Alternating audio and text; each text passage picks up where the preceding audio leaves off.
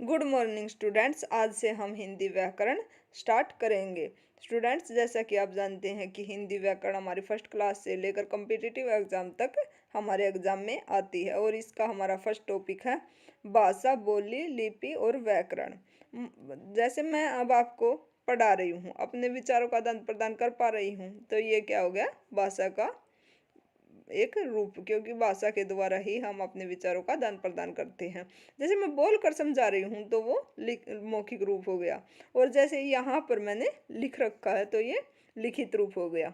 मनुष्य सामाजिक प्राणी होने के कारण मनुष्य को अपने जीवन के प्रतिदिन समाज के लोगों के साथ विचारों और भावों का आदान प्रदान करना पड़ता है। इसके लिए उसके पास अनेक साधन हैं, जैसे सड़कों पर लगे ट्रैफिक लाइट्स यातायात को रुकने या चलने का संकेत देते हैं। उन्हीं के निर्देशानुसार यातायात रुकता या चलता है। जैसे आपने ट्रैफिक लाइट को देखा भी होगा, जब वहाँ पर रेड लाइट होती है तो ट्रैफिक रुके हुए होते हैं और ग्रीन लाइट होने पर ही ट्रैफिक चलता है। ये आप यहाँ पर इस चित्र में भी देख सकते हैं।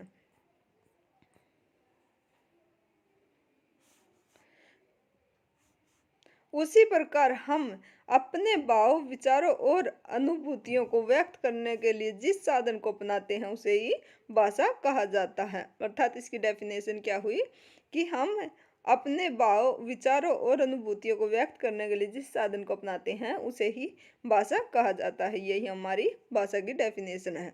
संकेतों के द्वारा मन के भाव और विचारों को भली भांति व्यक्त नहीं किया जा सकता, क्योंकि इनके कुछ सीमाएं होती हैं। इसीलिए व्याकरण के अंतर्गत इन्हें भाषा नहीं कहा जा सकता। परंतु जिस भाषा के द्वारा हम अपने विचारों का आदान प्रदान कर सकते हैं वह भाषा कोई भी हो सकती है। अर्थात हिंदी, अंग्रेजी, पंजाबी, गुजराती या कोई अन्य भाषा भी हो सकती है, जिससे हम अपने विचारों को एक दूसरे तक पहुंचा पा रहे हैं। इस प्रकार हमें भाषा के निम्नलिखित लक्षणों का पता चलता है। इसका हमारा फर्स्ट पॉइंट है, भाषा ध्वनियों की एक व्यवस्था है।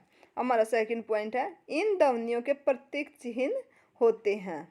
अर्थात इन ध्वनियों के जो भाषा के लिए प्रयोग की जाती है इनके प्रतीक चिन्ह होते हैं। ध्वनियों को मिलाकर ही शब्द और शब्दों से वाक्य बनते हैं।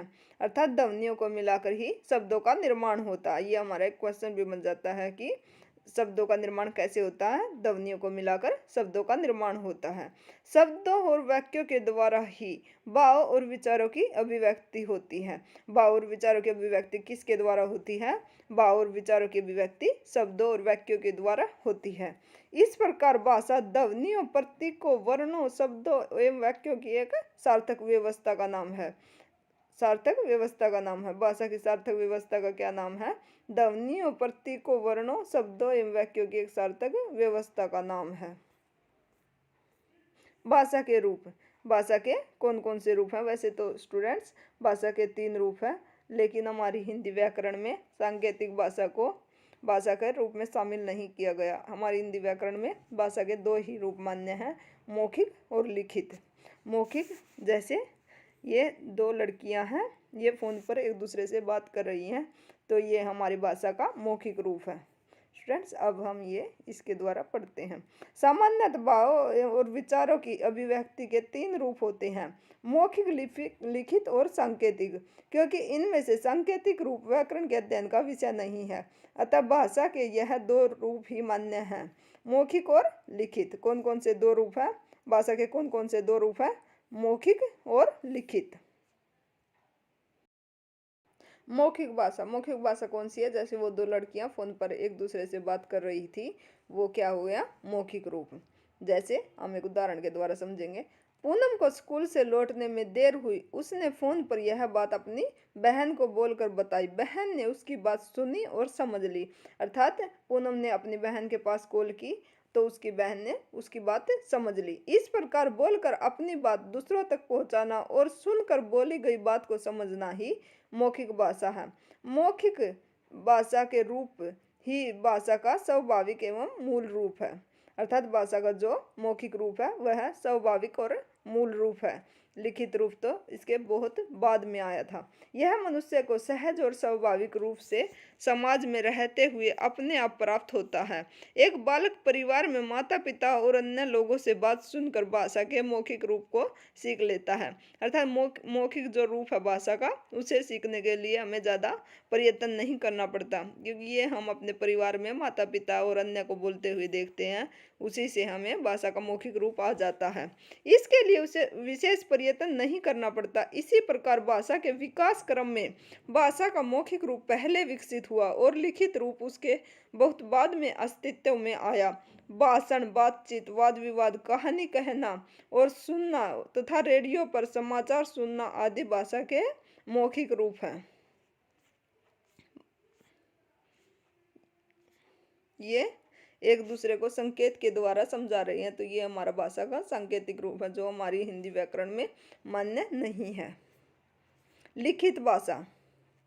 पूनम स्कूल से घर लौटी तो उसे दरवाजे पर एक लिखा हुआ संकेत मिला। पूनम ने संकेत पढ़ा, उसने लिखी हुई बात को समझकर चाबी लेकर घर में प्रवेश कर गई। इस प्रकार बहन ने लिखकर बात कही और पूनम ने पढ़कर समझी। यह भाषा का कौन सा रूप हो गया? लिखित रूप।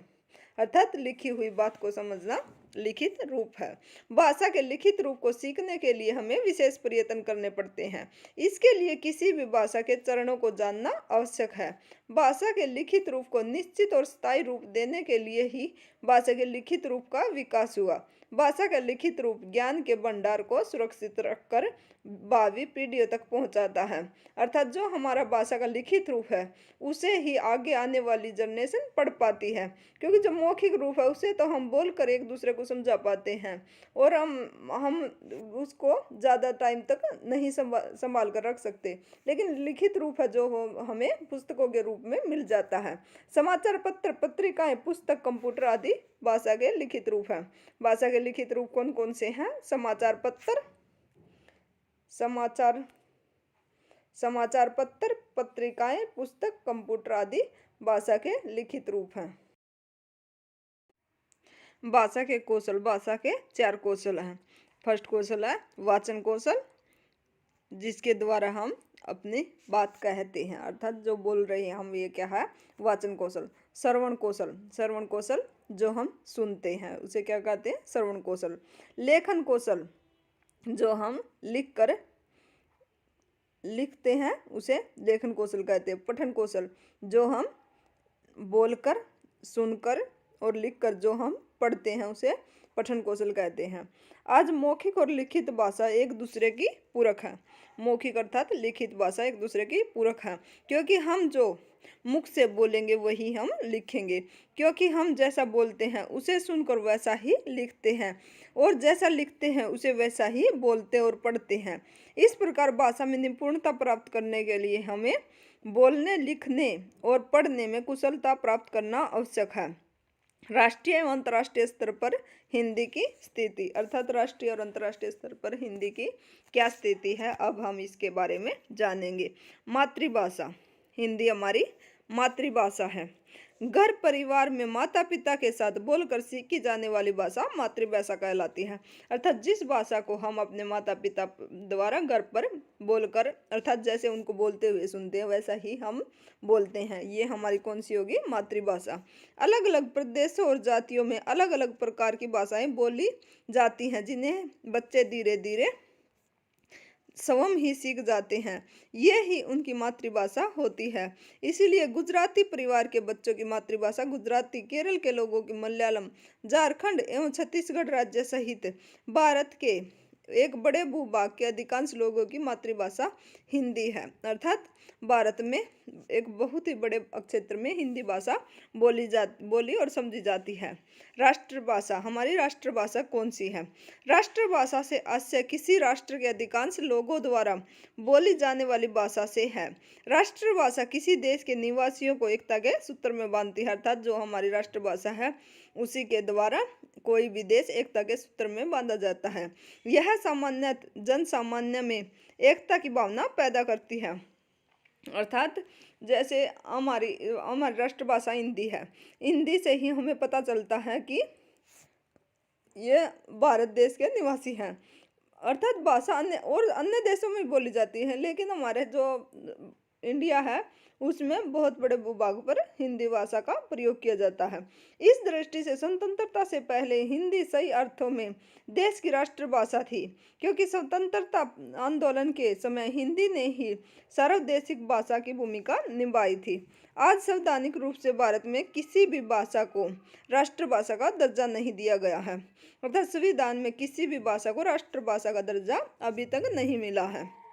राजभाषा, राजभाषा कौन सी है? जो हम राजकीय काम काज करते हैं उनमें प्रयोग की जाती है, वो कौन सी है? राजभाषा।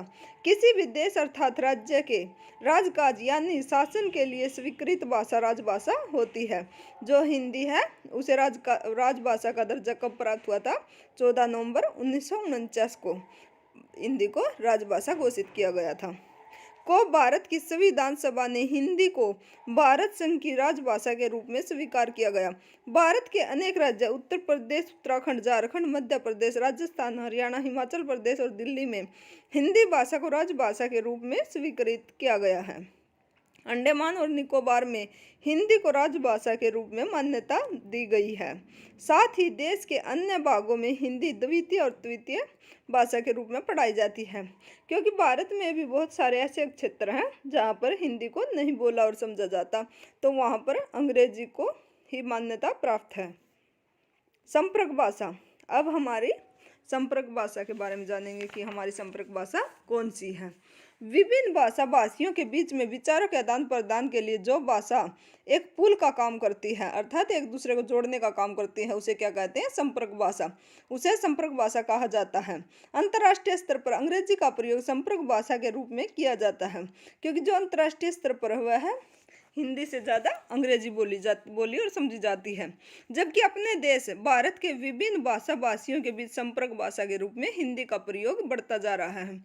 जो इंडिया में एक दूसरे से संपर्क के लिए भाषा का प्रयोग किया जाता है वो हिंदी में किया जाता है, लेकिन जो हम अंतर्राष्ट्रीय स्तर पर भाषा का प्रयोग करते हैं वो कौन सी है? अंग्रेजी। विश्व साहित्य और अन्य भारतीय भाषाओं को अखिल भारतीय स्तर पर पहुंचाने में हिंदी एक सशक्त माध्यम है। हिंदी का प्रयोग देश के लगभग सभी क्षेत्रों में होता है।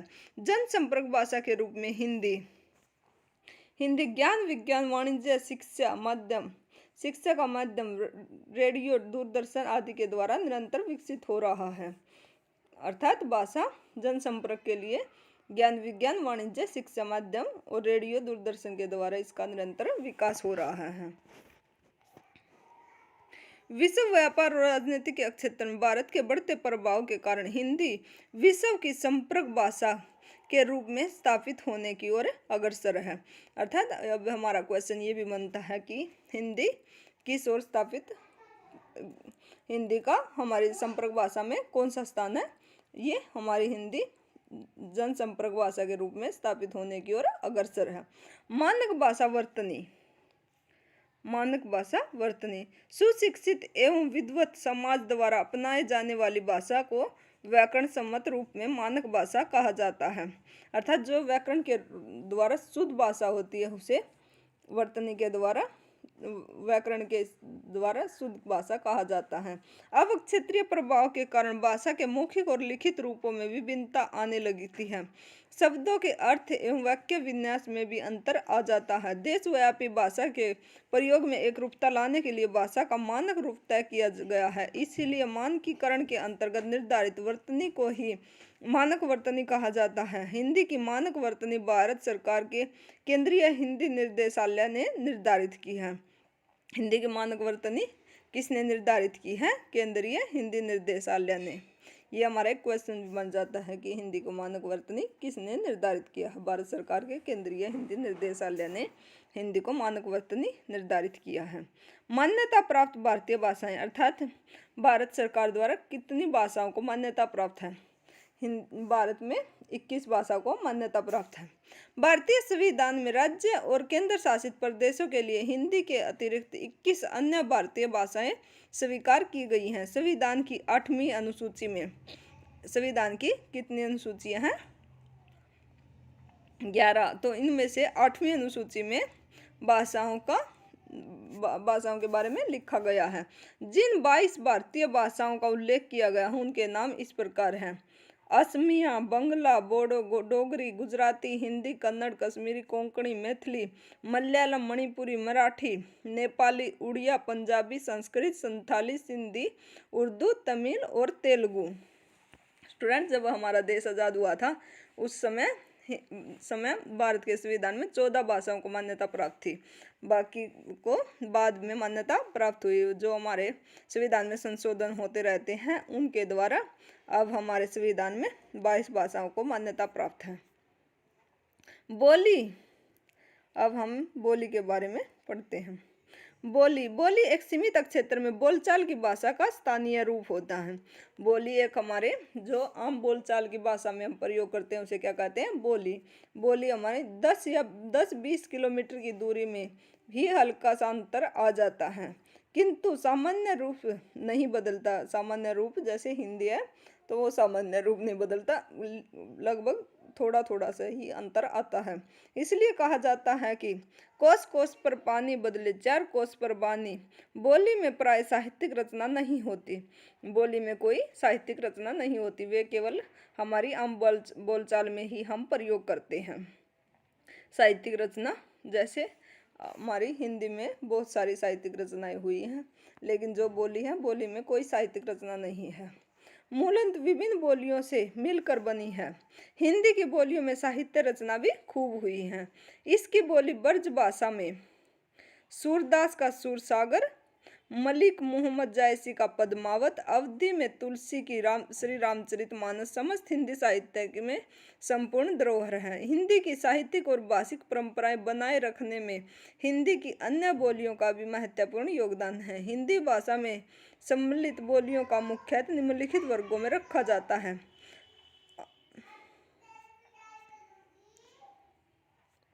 ये हमारे कितने वर्ग हैं? 5। जो 5 वर्ग हैं उनमें जो ये 22 भाषाएं हैं मान्यता प्राप्त, उनको रखा जाता है। ये 5 वर्ग कौन कौन से हैं अब हम इसके बारे में पढ़ेंगे। पश्चिमी हिंदी, पूर्वी हिंदी, राजस्थानी हिंदी, बिहारी, पहाड़ी। पूर्वी हिंदी में कौन कौन सी हैं? ब्रज भाषा, खड़ी बोली, हरियाणवी, बुंदेली और कन्नौजी। तो ये पश्चिमी हिंदी में हमारे 5 भाषाएं हैं। ब्रज भाषा, खड़ी बोली, हरियाणवी, बुंदेली और कन्नौजी। पूर्वी हिंदी के अंतर्गत हमारी 3 भाषाएं आती हैं, अवधी, बघेरी, छत्तीसगढ़ी। राजस्थानी में मेवाती, मारवाड़ी, हाड़ौती, मेवाड़ी। ये 4 भाषाएं कौन सी आती हैं राजस्थानी में। बिहारी में 3 आती हैं, भोजपुरी, मगही, मैथिली। पहाड़ी में मड़ियाली, गढ़वाली और कुमाऊनी। ये स्टूडेंट्स बाय मिस्टेक है, ये क्या है? मड़ियाली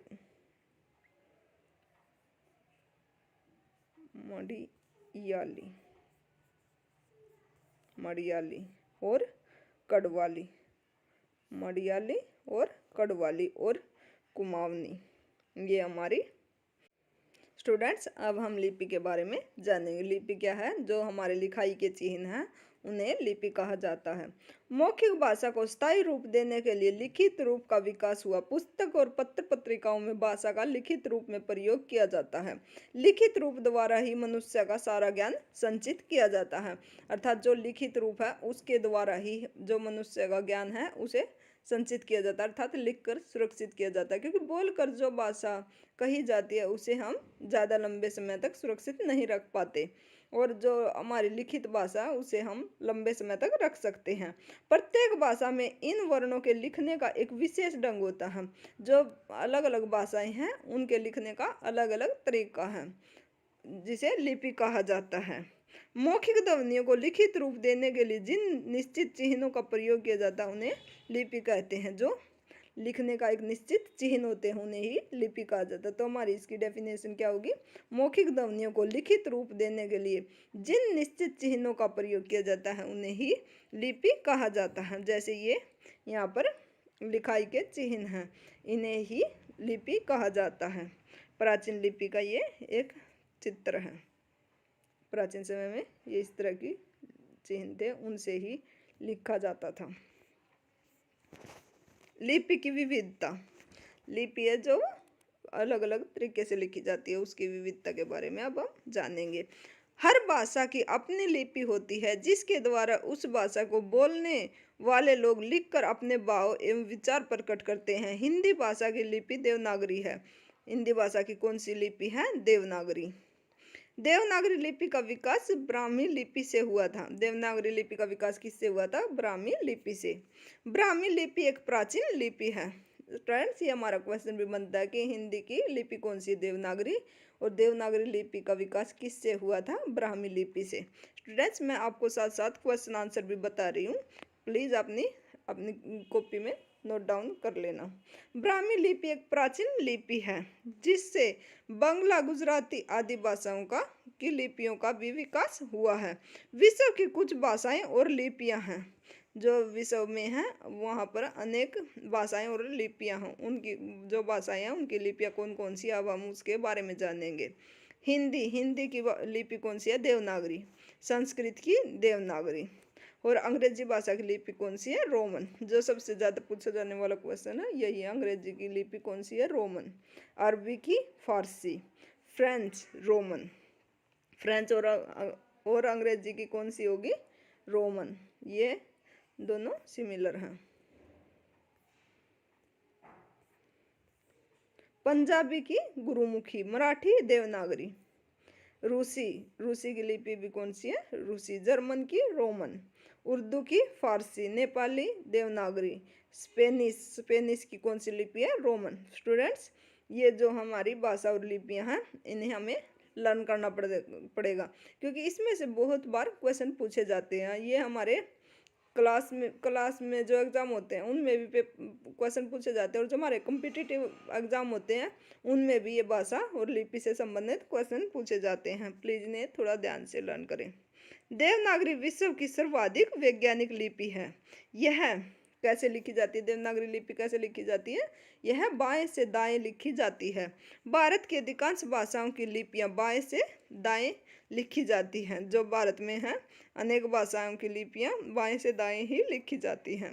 व्याकरण। स्टूडेंट्स, अब हम व्याकरण के बारे में जानेंगे। भाषा एक व्यवस्था है, इसीलिए भाषा के कुछ नियम होते हैं। जो भाषा है वह एक व्यवस्था है, इस भाषा के इसलिए कुछ नियम भी होते हैं जो उसे स्थायित्व प्रदान करते हैं। भाषा के यह नियम सभी सत्रों, ध्वनि, वर्ण, शब्द, उपवाक्य, वाक्य आदि से संबंधित होते हैं। भाषा के नियम किससे ये हमारा एक क्वेश्चन भी बनता है कि भाषा के नियम किससे संबंधित होते हैं? ध्वनि, वर्ण, शब्द, उपवाक्य और वाक्य से संबंधित होते हैं।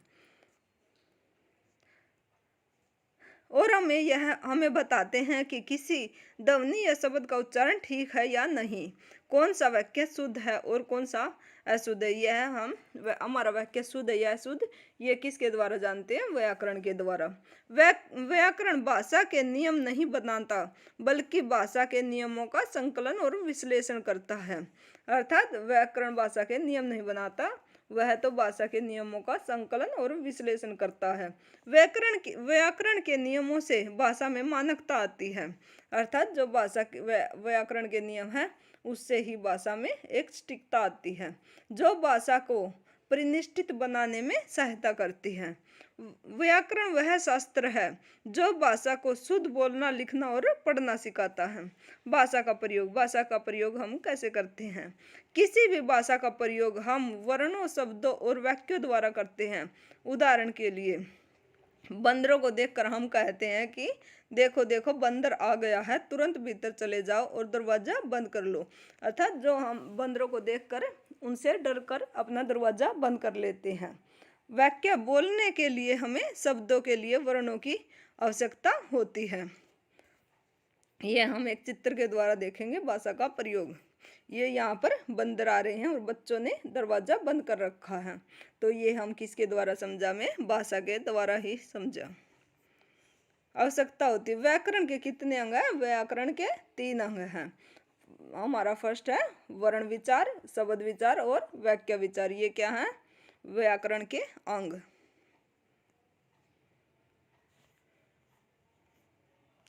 व्याकरण के अंग अब हम यहाँ पे इस चित्र के द्वारा देखेंगे। वर्ण विचार, हमारा फर्स्ट क्या है? वर्ण विचार। वर्णों की रचना, उच्चारण, वर्गीकरण आदि का ज्ञान। वर्ण विचार से क्या होता है, वर्णों की रचना की जाती है, उच्चारण, वर्गीकरण और आदि का ज्ञान वर्ण विचार के द्वारा किया जाता है। शब्द विचार, शब्दों की उत्पत्ति, रचना, उच्चारण, वर्गीकरण, प्रयोग आदि का ज्ञान शब्द विचार के अंतर्गत आता है। वाक्य विचार, वाक्यों की रचना, वर्गीकरण, प्रयोग आदि का ज्ञान वाक्य विचार में होता है। साहित्य, जो हमारी हिंदी का साहित्य है, अब हम उसके बारे में जानेंगे। किसी भाषा में संचित उपयोगी ज्ञान को साहित्य कहा जाता है। साहित्य किसे कहा जाता है, ये हमारा एक क्वेश्चन होता है, बनता है कि साहित्य किसे कहा जाता है। किसी भाषा में संचित उपयोगी ज्ञान को साहित्य कहा जाता है। यह साहित्य प्राय शुद्ध, परिनिष्ठित और व्याकरण सम्मत भाषा में लिखा होता है। भाषा में लिखा होता है। साहित्य के निम्नलिखित दो मुख्य रूप हैं, गद्य साहित्य और पद्य साहित्य। भाषा के कितने रूप हैं, गद्य और पद्य। गद्य साहित्य, साधारण भाषा और सरल वाक्यों में निम्नलिखित साहित्य गद्य साहित्य कहलाता है। जैसे लय, तुक, छंद आदि का इसमें कोई स्थान नहीं होता। ये पद्य साहित्य का एक रूप है। साहित्य में व्यक्त विचारों एवं भावों को सरलता से समझा जा सकता है। गद्य साहित्य की अनेक विधाएं होती है, जिनमें प्रमुख है निबंध, कहानी, उपन्यास, नाटक, एकांकी, रेखा चित्र, डायरी, आत्मकथा, जीवनी आदि। ये इसके अंतर्गत आते हैं, गद्य साहित्य के अंतर्गत। प्रेमचंद, रामचंद्र शुक्ल, आचार्य महावीर प्रसाद द्विवेदी, जयशंकर प्रसाद, विष्णु प्रभाकर, महादेवी वर्मा आदि हिंदी के कुछ प्रमुख गद्य साहित्यकार हैं। ये हमारा एक क्वेश्चन भी पूछा जा सकता है। हमें कोई विचार राइटर दे देंगे और उसमें से पूछेंगे कि ये गद्य साहित्यकार है या पद्य साहित्यकार। इनमें प्रेमचंद को कथा सम्राट कहा जाता है। ये भी हमारा एक क्वेश्चन बनता है कि कथा सम्राट किसे कहा जाता है, तो इसका आंसर होगा प्रेमचंद को। पद्य साहित्य, पद्य साहित्य के अंतर्गत लय, तुक, छंद और अलंकार आदि से युक्त साहित्य को पद्य साहित्य कहा जाता है।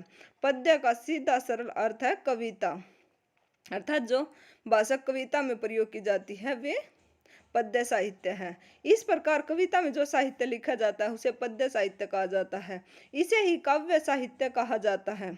काव्य भी किसे कहते हैं, पद्य साहित्य को। पद्य साहित्य के भी अनेक रूप हैं। पद्य साहित्य के कौन कौन से रूप हैं, महाकाव्य, खंड काव्य, गीति काव्य, नाटक और काव्य आदि। कबीरदास, सूरदास, तुलसीदास, मीराबाई, भारतेंदु हरिश्चंद्र, मैथिली शरण गुप्त, सुमित्रानंदन पंत, महादेवी वर्मा, भवानी प्रसाद मिश्र आदि हिंदी के कुछ प्रमुख पद्य साहित्यकार हैं। ये हमारे हिंदी के पद्य साहित्यकार हैं, लेकिन ये कुछ ही हैं, वैसे तो बहुत सारे पद्य साहित्यकार हैं। सारांश, जो हमने अभी चैप्टर रीड किया है उसका सारांश क्या है। भाषा विचारों के आदान प्रदान का साधन है। भाषा क्या है, विचारों के आदान प्रदान का साधन। भाषा के कितने रूप हैं, भाषा के दो रूप हैं, मौखिक और लिखित। भाषा के कौशल कितने हैं, चार। कौन कौन से हैं, वाचन, श्रवण और लेखन, पठन। तो ये क्या है, भाषा के चार कौशल। कौशल संवैधानिक रूप से भारत की कोई राष्ट्रभाषा नहीं है।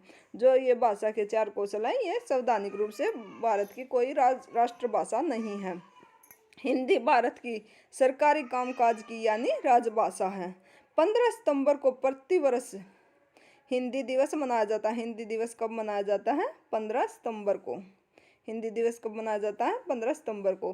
बोली सीमित क्षेत्र में बोली जाती है। बोली एक हमारे सीमित क्षेत्र में बोली जाती है। जैसे कहा जाता है कि कोस कोस पर बदले वाणी, चार कोस पर बदले पानी। कोस कोस पर बदले पानी, चार कोस पर बदले वाणी। सॉरी, मैं बाय मिस्टेक गलत बोल दिया। भाषा का परिनिष्ठित मानक भाषा कहलाता है। हिंदी देवनागरी लिपि में लिखी जाती है। हिंदी कौन सी लिपि में लिखी जाती है, देवनागरी में। व्याकरण के कितने अंग हैं, 3। वर्ण विचार, शब्द विचार और वाक्य विचार। ज्ञान के संचित कोश को क्या कहा जाता है, साहित्य। ज्ञान के संचित कोश को क्या कहा जाता है, साहित्य। Okay students, thank you, have a nice day.